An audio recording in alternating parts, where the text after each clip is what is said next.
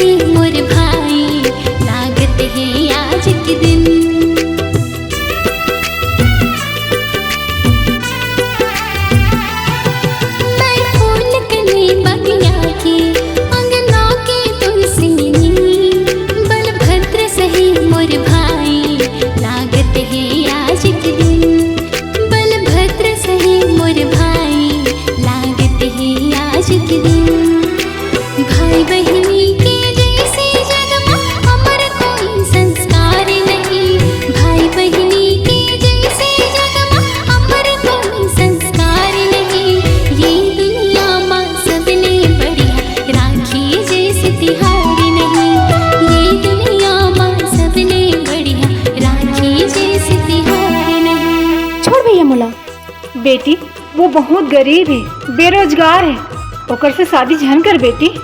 माँ मैं ओकर से बहुत प्यार करती हूँ और मैं ओकरे से ही शादी करनी। अगर ते ओकर से शादी करे तो हमारे मुंह देख पे।